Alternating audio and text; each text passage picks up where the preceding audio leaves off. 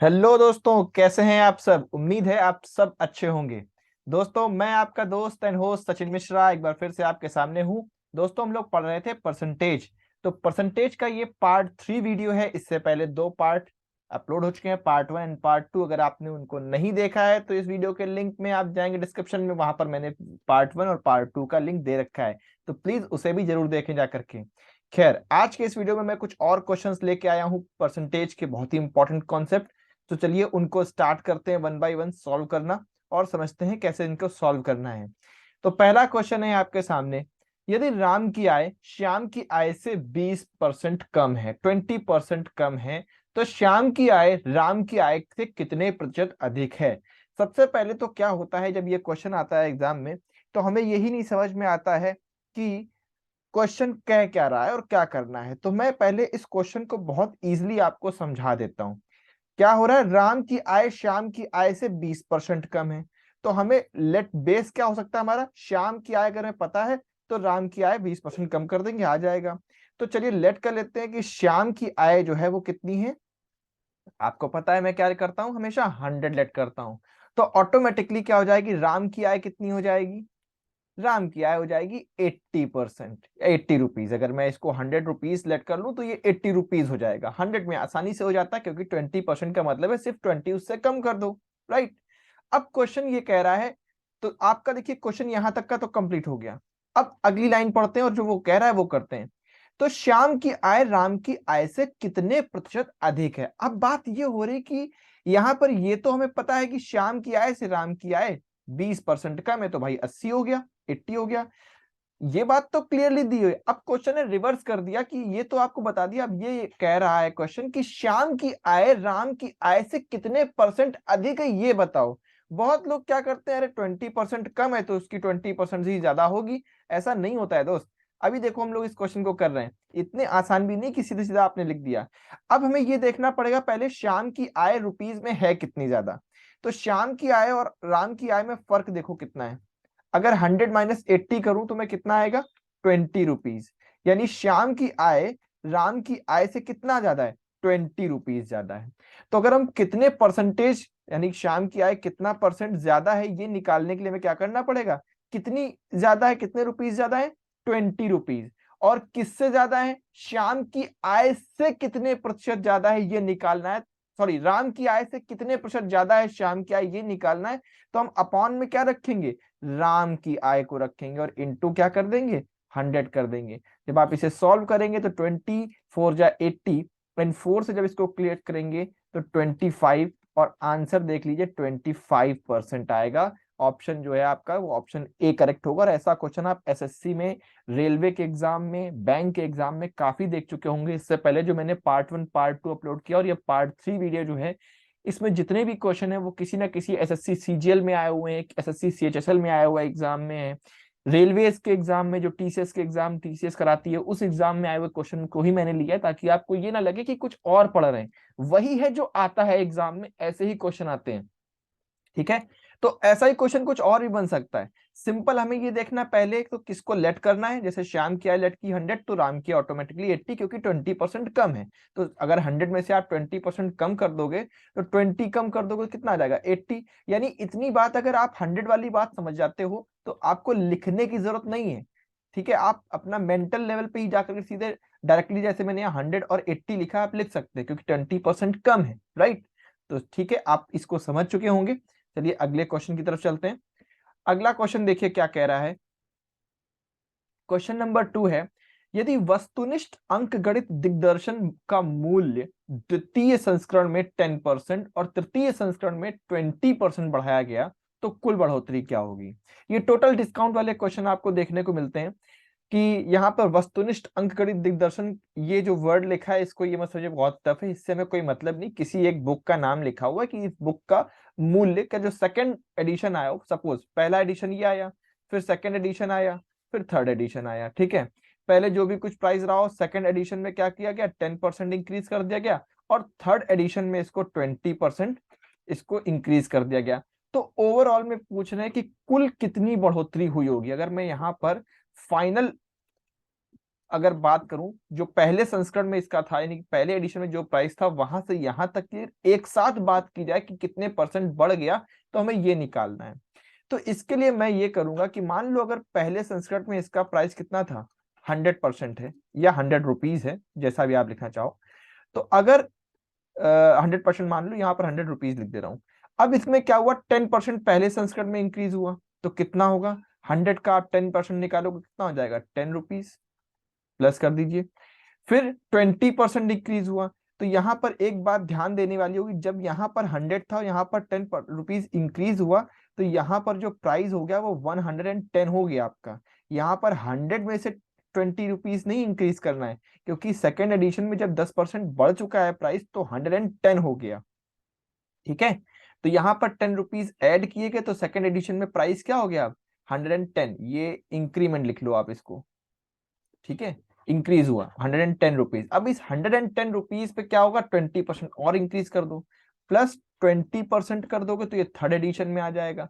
अब प्लस 20% जब आप इसका करेंगे तो 110 का 20% निकालते हैं, या 110 का हम डायरेक्टली 120% निकाल लें, ये भी अच्छी बात हो सकती है ना। तो यहां से जीरो आप कैंसिल करेंगे तो आएगा 132 आएगा, 132 आ जाएगा। अब आपने देखा कि जो प्राइस पहले 100 रुपीज लेके चले या 100% लेके चले पहले संस्करण में, यानी सेकंड एडिशन जब 10% प्राइस इंक्रीज हुआ तो उसमें 100 का 10 इंक्रीज करोगे तो 10 होगा, तो टोटल प्राइस अब सेकंड एडिशन में क्या हो गया, यानी कि अगर पहले एडिशन में किसी ने 100 रुपए की ये बुक खरीदी थी तो सेकंड एडिशन में कितना इंक्रीज होकर के हो गया, 110 रुपीज से हो गया। थर्ड एडिशन में जब 20% इंक्रीज हुआ तो भाई सेकंड वाले पे ही तो 20% इंक्रीज होगा, तो ये 132 हो गया। ठीक है, तो थर्ड एडिशन तक आते आते ये 132 रुपीज के हो गए, क्योंकि 110 पे प्लस 20% इसका और किया आपने, 20% ऑफ 1110, ऐसे लिख दो यहाँ पर, प्लस 10% ऑफ 100, ऐसे। तो आपका 110 हो गया, यहां पर आपका 132 हो गया। अब ओवरऑल में देखिए पहले प्राइस क्या था, 100, ठीक है, अब प्राइस क्या हो गया, 132 रुपीज। तो अब आपको दिख रहा है यहां पर कितना इंक्रीमेंट हुआ है, 32 रुपीज का। और क्योंकि 100 लेके चले थे तो अब 100 में अगर 32 का परसेंटेज निकालेंगे तो 32% ही आएगा। जैसे ये कह रहा हूं मैं, 32/100 करेंगे, इन 200 करेंगे तो क्या आ जाएगा, 32% ही आ जाएगा। तो ओवरऑल हमारा कितना आ गया, 32% का, यानी कि जो 10% का पहली बार में, 20% का दूसरी बार में जो इंक्रीमेंट किया गया है, इसको अगर एक साथ हम देखें कि कितना प्राइस बढ़ गया है फर्स्ट एडिशन से थर्ड एडिशन तक आते आते, तो वो हमारा हो गया 32%। ओके स्टूडेंट्स, तो इस तरीके के क्वेश्चंस को हमें ऐसे करना होता है। 100 लेट करेंगे, पहले बढ़ाइए 10%, फिर जो प्राइस आया 110, उस पर आप 20% इंक्रीज करिए तो आपका 132 आ जाएगा। और पहले हम 100 लेके चले थे, अब हमारे पास 132 है, डायरेक्ट दिख रहा है कि 32% का इंक्रीज हो गया। 100 में बस यही आसान रहता है करने के लिए कि बहुत ज्यादा कैलकुलेशन करने की जरूरत नहीं होती। 100 माइनस 132 यानी 32 रुपीज का इंक्रीमेंट हुआ, दैट मीन्स कि 32% डायरेक्टली वो इंक्रीज हो चुका है। ठीक है, तो चलिए अगले क्वेश्चन को देखते हैं क्या है। अगला क्वेश्चन है, यदि चाय के मूल्य में 20% की बढ़ोतरी करने पर बिक्री 25% की कमी हो जाती है तो आय में प्रतिशत वृद्धि या कमी क्या होगी। ठीक है, देखिए इस क्वेश्चन को कैसे हम लोग करते हैं, जब भी ये बिक्री बढ़ोतरी और कमी हो तो कैसे करना होता है। पहली बात तो हो रही कि चाय का मूल्य में 20% की बढ़ोतरी करी तो बिक्री में 25% की कमी आ गई। ठीक है, तो आप क्या करेंगे, पहले एक तरफ मैं लिख रहा हूं प्राइस, ठीक, एक तरफ मैंने लिख दिया सेल। ठीक, पहले प्राइस मैंने लेट किया 100 था और सेल भी 100 थी, यानी कि 100 आर्टिकल्स बिक रहे थे। तो ओवरऑल ओवरऑल अगर आप अर्निंग्स देखोगे तो क्या हो जाएंगी, है ना, या कलेक्शन देखोगे या अर्निंग कह दो, या जो जो भी टोटल बिक्री हुई इसका टोटल सम क्या हो जाएगा, इन दोनों का मल्टीप्लाई कर दो आप 10,000। ठीक है, 10,000 अर्निंग हो गई भाई। 100 आर्टिकल आपने 100 रुपए पर प्राइस के हिसाब से बेचे, 100 रुपए एक का प्राइस है एक आर्टिकल का, और 100 आर्टिकल आपने बेचे, यानी कि 100 की सेल हो रही थी आपकी, 100 रुपीज का एक आर्टिकल था। ऐसे लेट करना, देखना कितनी आसानी से हम लोग करने वाले हैं। तो टोटल कलेक्शन जो आपका हो जाएगा कितना हो जाएगा, 10,000, 100 इंटू 100, भाई सेल का प्राइस से मल्टीप्लाई कर दो, आपकी अर्निंग्स आ गई। अब देखिए नेक्स्ट क्या होगा, ये नॉर्मल कंडीशन है। अब जब इन्होंने कंडीशन को चेंज किया, क्या कह रहे हैं, चाय के मूल्य में 20% की बढ़ोतरी कर दी है। तो भाई 20% अगर चाय का मूल्य बढ़ जाएगा तो अब चाय का मूल्य, नया मूल्य क्या हो जाएगा, 120 रुपीज, राइट। क्योंकि 100 का अगर 20% इंक्रीज करेंगे या 120% निकालेंगे तो 120 ही आएगा। इसीलिए मैं कहता हूं कि 100 लेट करके देखिए। और अगर आपको बहुत टाइम वेस्ट करना है तो आप 100 का 20% निकालिए और उसे उसमें ऐड करके देख सकते हैं। यानी ये करना है आपको कि आप, अगर आप चाहते हैं ये करना तो कर सकते हैं कि आप 100 निकालिए भाई, 100 प्लस 20% ऑफ 100 ऐसे करके देख लो, या 100 का 120% जो मैंने ही आपको सिखाया है, आप ऐसे करके देख लो, आंसर आपका 120 ही आएगा। तो 100 में इतनी चीजें तो आपको डायरेक्टली सीख लेनी है कि 100 का 80 यानी 80, 100 का 20 यानी 20% इंक्रीज करना है, 120 हो गया। हाँ, 120 में अगर मुझे 120% इंक्रीज करना होगा तब मुझे देखना पड़ेगा और करना पड़ेगा। तो 100 से हम बहुत सारा अपनी कैलकुलेशन को आसान बना सकते हैं। तो अब एक आर्टिकल हो गया 120 रुपीज का।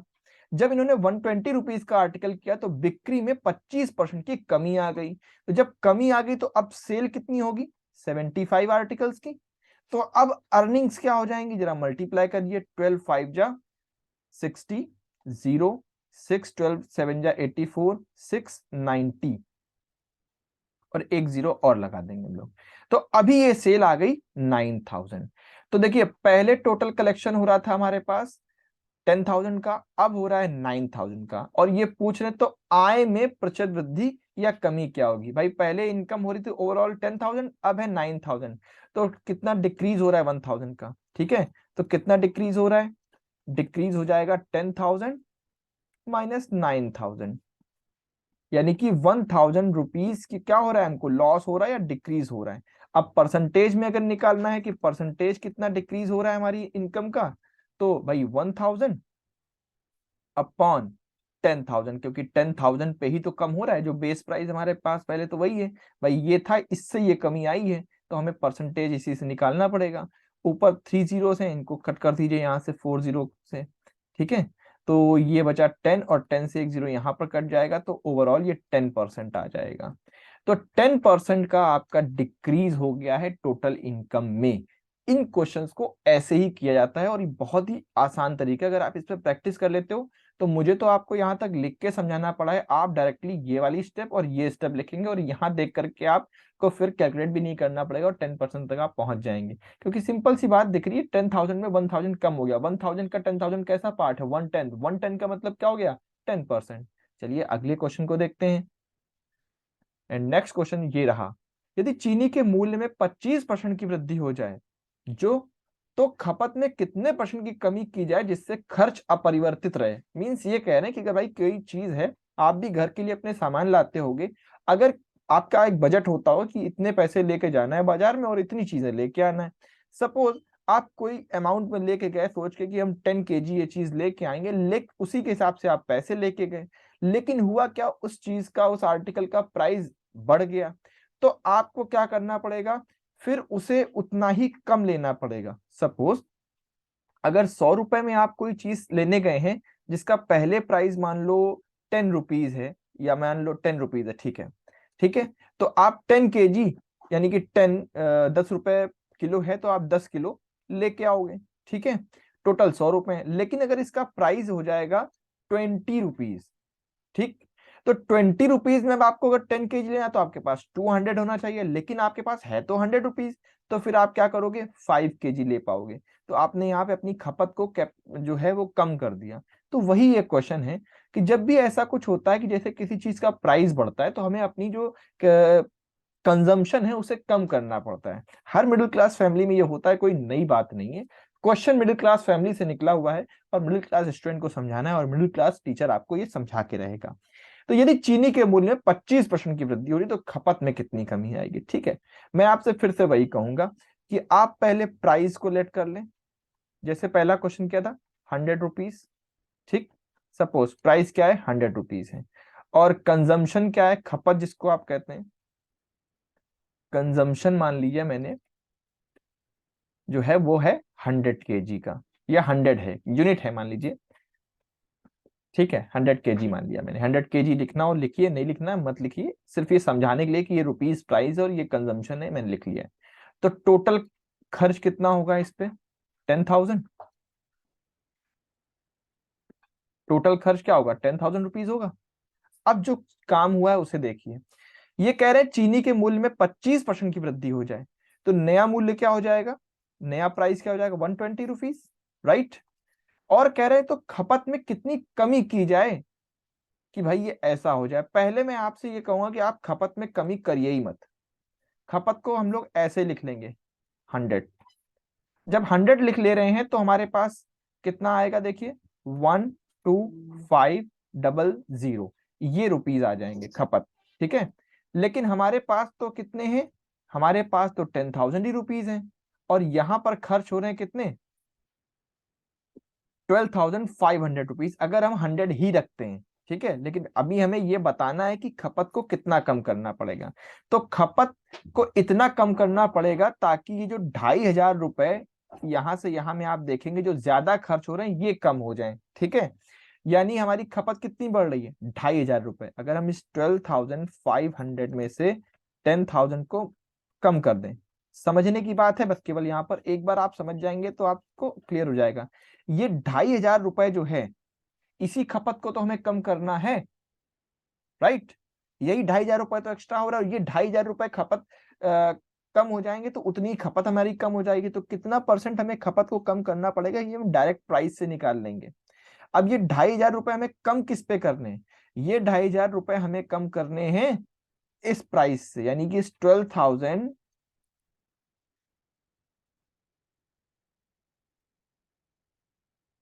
ये इस तरीके से हम कर लें। अगर ये 2,500 रुपए हमें ये 12,500 का जितने भी परसेंट होता है हमें उतना ही परसेंट कम कर देना, तो हमारा कंजम्पशन क्या आ जाएगा? यहाँ तक आ जाएगा। बस इसको आप कैलकुलेट कर लीजिए। 5 और 5 से इसको कैलकुलेट करेंगे तो 20% आ जाएगा। तो आपका आंसर आ जाएगा 20%। जो हमें खपत है वो 20% रिड्यूस करनी पड़ेगी, जिससे हमारा ये जो कंजम्पशन है वो एक्यूरेट आ जाएगा। अब आपको लगेगी ये कैसे हुआ, समझ नहीं आया, करेक्ट है या नहीं है? तो ठीक है ना भाई। आप क्या करो कि यहाँ पर 125 रुपीज आपने लेट किया था, अभी हुआ था। अब 20% अगर कंजम्पशन को कम करना है, तो अगर पहले 100 था तो अब क्या हो जाएगा? 80। अब आप 125 का 80 में मल्टीप्लाई कर देख लीजिए, 10,000 ही आएगा आपका। यानी कि हमारी खपत क्या होगी, हमारा जो बजट है वो उतना ही रहेगा। हमें खपत इस तरीके से आ जाएगा कम करना, ठीक है। एक बार मैं फिर से देखो, रिपीट कर रहा हूँ। पहले प्राइस 100 लिया, कंजम्पशन भी 100 kg लिया, टोटल प्राइस आया, हमारा खर्च आया, बजट आ गया 10,000 का। अब प्राइस बढ़ गया 125 रुपीज, कंजम्पशन मुझे कितना कम करना है ये पता करना, लेकिन मैं पहले क्या करूंगा, इसको एज इट इज कंजम्पशन को वही रखूंगा, मैं सेम रखूंगा। तो इसको सेम रखने से 12,500 रुपीज आया, लेकिन बजट हमारे पास कितना है? 10,000 का ही है। बजट जो है बजट जो है वो 10,000 का है, और हमारे पास खर्च हो गया 12,500 रुपीज का। तो ये 12,500 रुपीज में से हमें ये 2,500 रुपीज यानी कि 2,500 रुपए या 2,500 रुपए ये कम करना है इस 12,500 का। तो हम पुराने कन्वेंशन पे पहुंच जाएंगे। तो ये 2,500 रुपए 12,500 का जितने परसेंट होगा उतना ही परसेंट हमें अपने कंजम्पशन को कम करना पड़ेगा, और उसका क्रॉस चेक मैंने आपको ये करके दिखा दिया। ठीक है स्टूडेंट्स। तो इस तरीके से ये क्वेश्चन होते हैं। अगले क्वेश्चन पे आते हैं। क्वेश्चन नंबर 5 को देखते हैं क्या है। एक चुनाव में दो उम्मीदवार थे, जिसमें कुल मतदाताओं में से 5% ने अपना मत प्रयोग नहीं किया। सफल उम्मीदवार 50% मत लेकर 2,000 मतों से विजयी रहा। पराजित उम्मीदवार को कितने परसेंट मत मिले? ये तो पराजित उम्मीदवार को कितने मत मिले ये हमें निकालना है। चलो भाई, एक चुनाव में दो उम्मीदवार थे, कुल मतदाताओं में से 5% ने अपने मत का प्रयोग ही नहीं किया, ठीक है। मैं ये मान के चल रहा हूं कि टोटल नंबर ऑफ जो वोट है वो 100 है, ठीक। इसमें से 5% लोगों ने क्या किया? अपने मत का यूज नहीं किया। तो 5% का मतलब 100 का 5% क्या होगा? ये 5 ही हो जाएगा। 5 इन्होंने क्या किया? मत का यूज नहीं किया, या कह दूं वोटिंग नहीं की, नो वोट, नो वोट। तो बचे कितने? बचे 95। ठीक, 95 वोट बचे। इसको थोड़ा और ऐसे लिख देते हैं, 95 लोगों ने वोट दिया। अब इसके बाद दूसरी बात देखो क्या लिखा, सफल उम्मीदवार 50% मत लेकर 2000 मतों से विजयी रहा। अब ये 50% इन्होंने जो टोटल की बात की 100 का, अब अगर 100 वोट थे तो 100 में से एक ने क्या किया, 50% यानी कि 50 वोट ले लिए। ठीक, तो बचे कितने, 50, लेकिन 5% लोगों ने तो, 5 लोगों ने तो वोटिंग का यूज ही नहीं किया, तो टोटल कितना बचेगा, 45, है ना। और 5 ऐसे हैं जिन्होंने कोई वोट नहीं दिया, नो वोट। ठीक, अब देखो ये तो वोट दिया नहीं, यानी कि एक को मिले 50 और एक को मिले 45 वोट, है ना। तो इन दोनों ने, अगर बताओ मैं ये कहूं, ये पहला, ये दूसरा कैंडिडेट, इन दोनों में पहला कैंडिडेट कितने वोटों से जीता, 50 माइनस 45, तो 5 वोट, 5 वोट से पहला कैंडिडेट विन हो गया, फर्स्ट कैंडिडेट विन। ठीक है, 5 वोटों से। लेकिन क्वेश्चन में क्या कह रहा है, 2000 कह रहा है, यानी इट मींस कि हमारा जो 5 है वो 2000 के इक्वल है। तो क्या हो जाएगा, हमारा एक किसके इक्वल हो जाएगा, 400 के। ठीक है, एक हमारा किसके इक्वल हो गया, 400 के। अब हमसे क्या पूछा है, पराजित उम्मीदवार को कितने वो मत मिले, तो पराजित उम्मीदवार जो लॉस्ट किया, जिसने लूज किया, हार गया, उसको कितने वोट मिले थे, 45।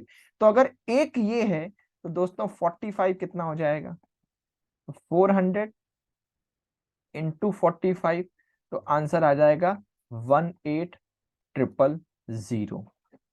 ठीक है, यानी 1,80,000 वोट जो हैं वो मिलेंगे, सॉरी 1,80,000 बोल रहा हूँ, 18,000।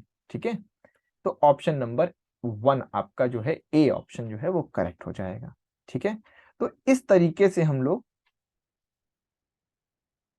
क्वेश्चंस को करते हैं। 18,000 मत इसको वोट मिले, फिर से समझ लेना होता है, 100 वोट थे, 5 लोगों ने वोट किए ही नहीं, 5% ने, तो 5 लोग वोट नहीं किए, 95 टोटल वोट थे। और टोटल का 50% एक को मिला, तो बचा हुआ किसको मिलेगा, दूसरे को मिलेगा। 95 में से 45 बचे क्योंकि 5 ने वोट नहीं किया। तो इन दोनों की जीत में डिफरेंस कितना आ रहा है, 5, ये हमारी एजम्पशन के हिसाब से। तो 5% वोट से कैंडिडेट विन हो गया, लेकिन क्वेश्चन कह रहा है 2000 मतों से जीता है वो। तो हमारा 5 जो है, यानी हमारा 5 जो है वो क्या है, 2000 के इक्वल। तो हमारे एक की वैल्यू कितनी आ जाएगी, 4000। और ये पूछ रहे हैं पराजित उम्मीदवार को कितने मिले, तो हम क्या करेंगे, 45 कैसे मल्टीप्लाई कर देंगे, तो पराजित, अगर ये कहते हैं जीतने वाले को कितना मिला, तो इसी 450 में, इसमें जैसे 1 की वैल्यू आई थी हमारे 400, तो 50 की निकाल लेंगे। तो 50 के लिए क्या करना पड़ेगा, 50 से मल्टीप्लाई कर देंगे, तो ये 20,000 आ जाएगा, और 20,000 जीतने वाले को मिल जाएंगे। ठीक है, तो इस तरीके से ये क्वेश्चन करते हैं। आई होप आपको समझ में आ गया होगा। तो अगले क्वेश्चन की तरफ मूव करते हैं, और अगला क्वेश्चन है ये, किसी त्रिभुज के आधार में 10% की वृद्धि की जाए तथा क्षेत्रफल में कोई परिवर्तन ना हो, तो उसकी ऊंचाई में कितने प्रतिशत की कमी करनी होगी। देखो, हम लोग जानते हैं त्रिभुज कैसा होता है भाई, त्रिभुज कैसा भी हो उसका, त्रिभुज का यानी कि ट्राइंगल का जो एरिया होता है, ठीक है ना, एरिया ऑफ अ ट्राइंगल क्या होता है, half into base into height, यही होता है। ठीक है, अब क्या है, सपोज पहले बी, बेस बी हमारा 100 है, सपोज पहले क्या है, बेस हमारा 100 है और हाइट हमारी क्या है, 100 है। ठीक है, तो हमारा जो एरिया होगा वो कितना हो जाएगा, 1/2 100 इंटू 100। ठीक है, या इसको लिख सकते हैं 10,000, 10,000 में से 2 को डिवाइड कर देंगे तो कितना आ जाएगा, 5,000। और चाहो तो आप 1/2 को थोड़ी देर के लिए एक्सक्लूड भी कर सकते हो, कोई फर्क नहीं पड़ेगा। खैर, न्यू बेस क्या हो जाएगा,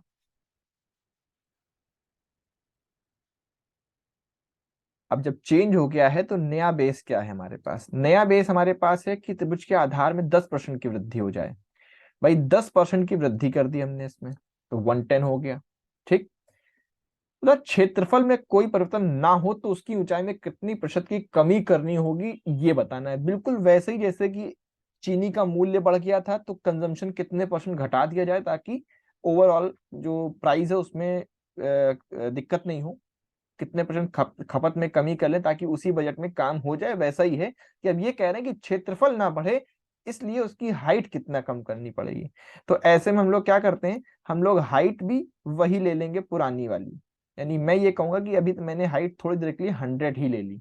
जब आप थोड़ी देर के लिए 100 ही ले लोगे हाइट तो क्या हो जाएगा कि अगर हम ऐसे में निकालें तो 110 इंटू 100 ये करना पड़ेगा। ठीक है, सो ये हो जाएगा हमारे पास अगर हम इसको डिवाइड कर लें तो 11,002 यानी कि 5,500 हो जाएगा ये, है ना, यही तो हो जाएगा। हाँ ठीक है, तो ये 5,500 हो जाएगा। अब यहाँ पर एक चीज देखो आप, हमें इसको करना कितना है 5,000, लेकिन ये क्या आ गया है 5,500 आ गया है। कितना ज्यादा आ गया है, 5,500 में से 5,000 को अगर हम माइनस कर दें तो 500 आ जाएगा। ये 500 जो है वो एक्स्ट्रा है। इस 500 ही इसका कितना परसेंट है वो अगर हम कम कर दें तो हम इस तक पहुंच जाएंगे।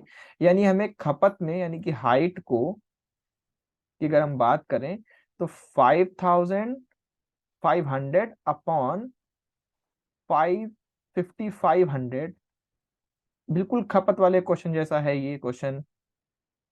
इतना अगर हम कम करने पे चले जाएंगे तो हमारा क्वेश्चन हो जाना चाहिए, है ना। तो अब हम लोग क्या करें कि इसमें से जीरोस यहाँ से कट कर लो तो ये आ जाएगा, और 5 से कट करोगे तो ये आ जाएगा 11, यानी 100 अपॉन 11, ये आ जाएगा 9 होल 1/11%। आपका आंसर जो हो जाएगा ऑप्शन बी करेक्ट हो जाएगा। ठीक है, तो ये बिल्कुल खपत वाले क्वेश्चन जैसा ही है। अगर आप इन दोनों क्वेश्चन को रख के देखोगे तो बिल्कुल एक जैसे लगेंगे। तो इसमें इस तरीके से आप इसको कर सकते हैं। अगले क्वेश्चन की तरफ चलते हैं। अगला क्वेश्चन है, किसी शहर में 60% हिंदू हैं, 15% मुसलमान हैं और शेष ईसाई हैं। यदि मुसलमानों की जनसंख्या 3,000 है तो ईसाइयों की जनसंख्या कितनी होगी। पहली बात तो ओवरऑल पॉपुलेशन अगर हमारे पास कितनी है 100, पहले तो ये ले लें टोटल पॉपुलेशन, क्योंकि इसके बिना तो कर ही नहीं पाएंगे टोटल पॉपुलेशन।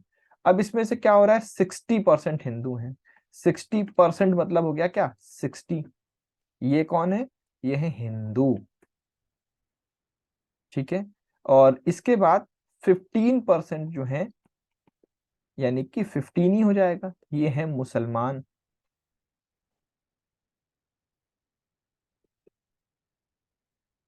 इसके बाद थर्ड आ रहे हैं ईसाई क्रिश्चियन, ये कितने हैं ये हमें भी नहीं पता कितने हैं।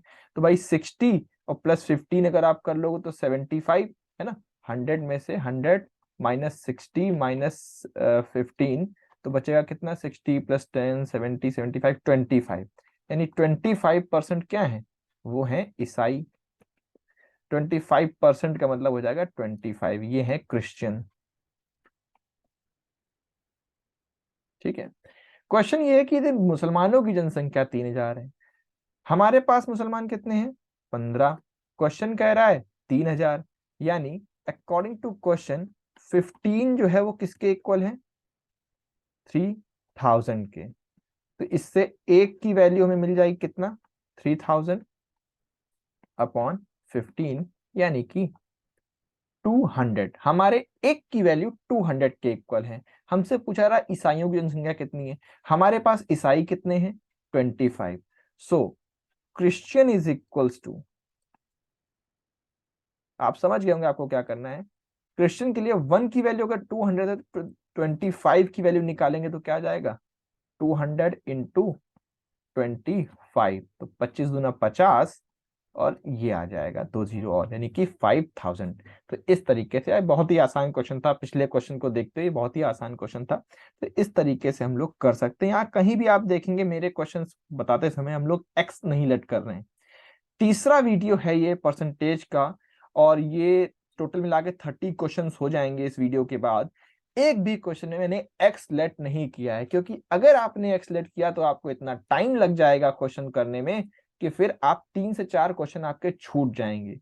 एसएससी, बैंक, रेलवे, इन सब के क्वेश्चन पेपर को सॉल्व करना कोई मुश्किल काम नहीं है, लेकिन सेलेक्ट वो लोग होते हैं दोस्तों जो कितने कम टाइम में किसी क्वेश्चन को कर सकते हैं, वही सेलेक्ट होते हैं, क्योंकि उनको भी पता है जितना वो टाइम देते हैं उतने टाइम में सारे क्वेश्चन सॉल्व कर पाना बहुत मुश्किल काम हो जाता है।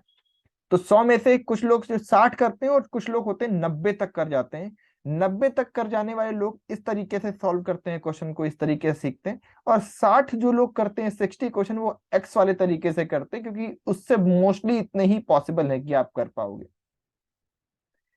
तो अरिथमेटिक में कोशिश ये करनी है एक्स लेट करने से बचना है, क्योंकि ऐसे तरीके ढूंढने जिससे बहुत जल्दी क्वेश्चन हो जाए। अगले क्वेश्चन की तरफ चलते हैं। क्वेश्चन नंबर 8, यदि एक घन का प्रत्येक सिरा 50% बढ़ा दिया जाए तो उसके पृष्ठीय क्षेत्रफल में कितने प्रतिशत की वृद्धि हो जाएगी। पहली बात तो घन मतलब क्यूब की बात हो रही है, ठीक है। और क्यूब का जो सरफेस एरिया होता है, ठीक है, जिसको पृष्ठीय क्षेत्रफल कह रहे हैं आप लोग, तो सरफेस एरिया जो है वो होता है 6a²। ए यहां पर उसकी क्या है, साइड होती है। पहली बात तो ये समझ लें हम लोग, इतना 6a² होता है, और ये ए क्या है, ए जो है वो साइड होती है, साइड यानी कि घन की या क्यूब की कोर, ठीक है। अब ये कह रहे हैं घन का प्रत्येक सिरा, यानी कि जो साइड है, अगर मान लो साइड की बात कर लें, अगर वो पहले 100 थी, ठीक है, तो न्यू साइड क्या हो रही है, न्यू साइड हो रही है 150, ठीक। 50% बढ़ा दिया तो उसके पृष्ठीय क्षेत्रफल में कितनी वृद्धि हो जाएगी। अगर ये हम रखते हैं तो हमारे पास आएगा 6, सरफेस एरिया की बात करें इसके अकॉर्डिंग, तो हमारा कितना हो जाएगा सरफेस एरिया, 6 × 100 × 100 6a²। ठीक, इसको थोड़ा सा स्पेस बना देते हैं पहले यहाँ पर, तो सरफेस एरिया क्या हो जाएगा, ऐसे लिख देते हैं 6 × 100 × 100, ठीक है। अगर देखें तो कितना आ जाएगा, 10,000 × 6 करेंगे तो 60,000 आ जाएगा, ठीक है, जो भी यूनिट है। और न्यू साइड क्या हो रही है उसकी, न्यू साइड जो हो रही है वो बढ़ करके, क्योंकि 50% बढ़ा है तो 100 में अगर 50% आप बढ़ा दोगे तो 150 हो जाएगी। और ऐसे कंडीशन में अगर हम सरफेस एरिया निकालें तो सरफेस एरिया क्या हो जाएगा, 6 × 150 × 150, तो 15 15 20 225 225 इसका मल्टीप्लाई कर लेते हैं, इंटू 6 करेंगे तो 6 5 जा 30, 3 6 2 जा 12, 3 15, 5 1 6 2 जा 12, 12 12 प्लस 1 13, ठीक है, ये आएगा 1350, ठीक है। तो 1350 एंड साथ में यहाँ पर 2 जीरो हम लोग को और लगाने पड़ेंगे, ठीक है। यानी ये आ रहा है, यहाँ 60,000 आ रहा था और यहाँ पर आ रहा है 1,35,000, ठीक है। तो अब कितना इंक्रीज हो रहा है, तो इन दोनों को देख लेना हमें, कितने इन दोनों के बीच में डिफरेंस है, ठीक है। तो इन दोनों के बीच का डिफरेंस अगर निकालें तो 1,35,000 माइनस 60,000, ठीक है, तो 0,0057, 75,000 का इंक्रीमेंट हो रहा है 60,000 के बाद, है ना। तो ये इंक्रीमेंट हो रहा है 60,000 पे, तो परसेंटेज इंक्रीज जो है सरफेस एरिया का, ये निकालते हैं तो आ जाएगा 75,000 अपॉन 60,000 और इंटू 100, तो 3 जीरो तो ये कैंसिल हो गए, एक जीरो हमारा यहां से कैंसिल हो जाएगा। अब ये बचा कितना, 750 अपॉन 6, तो 6 बन जाओ 6, 1 बचा 15, 15 यानी कि 2, और फिर 35, तो 125 आ जाएगा। 125% जो है वो इंक्रीज हो रहा है, आपका ऑप्शन नंबर ए करेक्ट होगा। देखा आपने किस तरीके से, आपको थोड़ा सा अगर ये 6a² होता है ये पता है तो आप पहले 100 के अकॉर्डिंग निकाल लीजिए, फिर आप न्यू साइड जो उसकी 150 है उसके अकॉर्डिंग निकाल लीजिए, इंक्रीज निकालिए, इंक्रीज के बाद बेस प्राइस रख के उसका परसेंटेज निकाल सकते हैं। अगले क्वेश्चन की तरफ चलते हैं। अगला क्वेश्चन ये है कि प्याज की कीमत में 50% की वृद्धि हुई है, प्याज पर व्यय उतना ही रखने के लिए उपभोग में कमी करने का प्रतिशत क्या होगा। भाई ये कह रहे हैं भाई प्याज की कीमत में 50% की वृद्धि हुई, प्याज पर व्यय उतना ही रखने के लिए उपभोग में कितनी कमी करनी होगी। अब इस क्वेश्चन को मैं नहीं करूंगा, इस क्वेश्चन का आंसर अब आप लोगों को करना है और कमेंट बॉक्स में मुझे बताना है कि इसका आंसर क्या है, क्योंकि ऐसा क्वेश्चन हम लोग पिछला कर चुके हैं। तो इसका आंसर ये आप लोग के लिए होमवर्क है, आप इसका आंसर मुझे कमेंट बॉक्स में करके बताएंगे क्या आ रहा है। ठीक है, चलिए अगले क्वेश्चन पे आते हैं। और आज की स्लाइड का, आज की ये वीडियो का आखिरी क्वेश्चन है आपका। एक परीक्षा में ए को बी की अपेक्षा 25% अधिक अंक मिले, बी को सी की अपेक्षा 10% कम अंक मिले और सी को डी की अपेक्षा 25% अधिक अंक मिले। तदनुसार डी को 500 अंक, 500 में से 320 अंक मिले हो तो ए को कितने अंक मिले, ये पूछ रहा है क्वेश्चन हमारा। आपको लग रहा होगा कौन कितने अंक पा रहा है, पता ही नहीं चल रहा है। अरे बड़े सिंपल से हो जाएगा भाई। देखो, ए को लिख लो, बी को लिख लो, सी को लिख लो और डी को लिख लो। उल्टा चलना पड़ेगा, सी को डी की अपेक्षा 25% अधिक अंक मिले, क्योंकि लास्ट यहीं पर छूट रहा है क्वेश्चन हमारा। सी को डी की अपेक्षा, तो अगर डी 100 है तो सी कितना हो जाएगा 125। बताइए, क्योंकि सी को डी की अपेक्षा 25% अंक अधिक मिले। ठीक है ना। अच्छा, अब यहां दूसरी लाइन देखिए, बी को सी की अपेक्षा 10% अंक कम मिले हैं। बी जो है वो सी से 10% कम है, लेकिन यहां पर आपको क्या करना पड़ेगा, सी क्या है 125 और 10% कम का मतलब क्या हो गया 90% निकाल देंगे इसका। तो हमें इसका 90% निकालना पड़ेगा, तो आएगा 12.5 इंटू 9। ठीक है, तो 12.5 इंटू 9 कर लेंगे तो कितना आ जाएगा, 12.5 इंटू 9 करके देखते हैं। 9 5 जा 45, 4 9 2 जा 18, 2 22, 2 9 जा 9, 2 11। तो ये आएगा 112.25%, 112.5। ठीक है, 112.5 ये आ गया। ठीक है, अब अगला देखिए क्या कह रहा है। फिर ए को बी से रिलेशन दिया हुआ है, क्या दिया हुआ है, ए को बी की अपेक्षा 25% अधिक अंक मिले। अब ए जो है वो इससे बी परसेंट, तो हमें क्या करना पड़ेगा, हमें 112.5 का 125% निकालना होगा, तो हमारा क्या आएगा, ए आ जाएगा। तो 5 और ये 4, तो 112 को अगर हम यहां लिख लें पहले, 112.5 इंटू 5/4, 4 से डिवाइड करेंगे तो कितना आ जाएगा, 4 2 जा 8, 3 2 32.1 और फिर बचेगा कितना 1, तो 25 ये आएगा। ठीक है, तो 28.125 को इंटू 5 कर देते हैं, तो 5 बन जा 5, 2 5 2 जा 10, 2 12, 1 5 बन जा 5 1 6, 5 8 जा 40, 0 यहाँ आया 4 5 2 जा 10, 10 प्लस 2 4 40, तो 140.62 लिख सकते हैं इसे हम। ठीक है, ये इन चारों की इनकम का हिसाब किताब आ गया। ठीक है, तो अब देखिए क्वेश्चन क्या कह रहा है और क्या पूछ रहा है। देखिए हमारा क्वेश्चन जो था वो पूरा सेटअप हो गया, सबको सबके हिसाब से हमने सेट कर दिया, ए को बी से इतना अंक अधिक मिल गया, इसको इससे इतना अंक मिल गया, ये सब चीजें हो गई। अब क्या कह रहा है, तदनुसार यदि डी को 500 में से 320 अंक मिले हों, तदनुसार ए को क्या मिलेगा। अरे भाई, यानी कि हमारा डी को एक 500 में से 320 मिले, यहां पर ये इंपॉर्टेंट नहीं, 320 मिले ये इंपॉर्टेंट है। तो अगर बी का जो 100 है वो कितना है 320 के इक्वल है, तो ए का पूछ रहा है जो कि 140 है, तो एक कितना हो जाएगा 320/100। ठीक है, इसको थोड़ा सा इधर ले आते हैं, स्पेस जनरेट कर लेते हैं, इस तरफ से करते हैं, यानी 100 जो है वो इक्वल है 320 के, तो 1 की वैल्यू आ जाएगी 320/100। देयरफॉर क्या हो जाएगा, अगर हमें 140.62 निकालना जो कि ए का मार्क्स है, 140.62, तो कितना हो जाएगा 320 अपॉन 100 इंटू 140.62। अब यहाँ से आप देखोगे तो 2 जीरो यहाँ पर और बढ़ जाएंगे, है ना, और इसको कट कर लो। अभी ये कितना आ गया कैलकुलेट होकर के, ये आ गया 32/1000 इंटू 140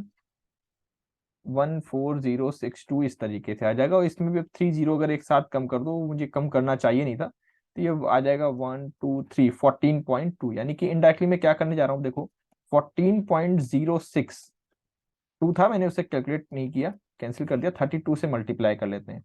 सो 32 से करेंगे तो 2 6 जा 12, 2 4 जा 8, 2 1 जा 2, 3 6 जा 18, 18 1, 3 4 जा 12, 1 3 1 जा 3 एंड 1 4, तो 2 9 9 4 4, और इसके बाद पॉइंट लगा दें, यानी ये आया हमारा 449.92। तो अप्रोक्सीमेट में 449.92 मार्क्स की जब आती है तो उसे 450 कर देंगे। तो इस तरीके से ये आ गया आपका 450, यानी ए को कितने अंक मिले होंगे, 450। यानी पूरा जो सेटअप था वो ये वाला था मेन। अगर आपने ये सेटअप कर लिया तो जिसके भी जो अंक दिए उसे आप इक्वल करके 1 निकाल सकते हैं, और जिस किसी का ये पूछा हो इसमें से 112 पूछा हो, 125 पूछ ले, कुछ भी आप निकाल सकते हो। और सपोज ये कहते कि सी को अगर 250 अंक मिले, सपोज ये भी क्वेश्चन हो सकता है कि सी को अगर 250 अंक मिले हो तो डी को कितने मिलेंगे। तो सी का हमारा कितना है 125, हम 125 के इक्वल इसको 250 करते हैं, 1 की वैल्यू आती है हमारी 2, तो 100 की वैल्यू आती है हमारे 200, यानी कि डी को 200 मिले होते। तो इस तरीके से कोई भी क्वेश्चन आए आप इसको कुछ भी पूछ सकते हैं, और यहाँ पर अलग अलग नहीं है। आपको बहुत सारे लोग यूट्यूब पर ट्रिक बताते हुए मिल जाएंगे, लेकिन वो ट्रिक एक क्वेश्चन के लिए होती है, क्वेश्चन में थोड़ा सा वेरिएशन आया और ट्रिक खत्म हो गई। तो ऐसे कॉन्सेप्ट सीखिए जिससे अपने आप ही अपनी ट्रिक बना सकें, अपना क्वेश्चन कर सकें, और टाइमिंग ही आपको लगे उसको करने के लिए। तो मेरा ख्याल है वो ज्यादा आपके लिए अच्छा होगा। खैर, पूरा आपका आपने पूरा वीडियो देखा, इसके लिए बहुत बहुत धन्यवाद, थैंक यू वेरी मच। तो दोस्तों, ऐसे ही अमेजिंग तरीके से मैथ्स को सीखने के लिए आपको क्या करना होगा, आपको एक बहुत ही इंपॉर्टेंट काम करना है। क्या काम करना है? हाँ, ऐसा नहीं, एक जादू आपको करना है। एक क्या काम करना है? आपको करना है सब्सक्राइब करना है ओ माई मैथ्स, और मुझसे यानी कि सचिन मिश्रा से ऐसे ही अमेजिंग कॉन्सेप्ट सीखने के लिए आप इस चैनल पर बार बार आते रहिए और यहाँ से अपनी मैथ्स को इंप्रूव करते रहिए। तो मैं सचिन मिश्रा आज आपसे यहीं पर अलविदा कहूंगा। अगर आपको मेरा वीडियो अच्छा लगा, मेरे कॉन्सेप्ट्स अच्छे लगे हो, तो प्लीज लाइक शेयर कमेंट करना ना भूलें, और सब्सक्राइब करना तो बिल्कुल भी नहीं भूलना है, ठीक है। और कोई भी क्वेरी हो तो कमेंट बॉक्स में आप पूछ सकते हैं। Thank you very much.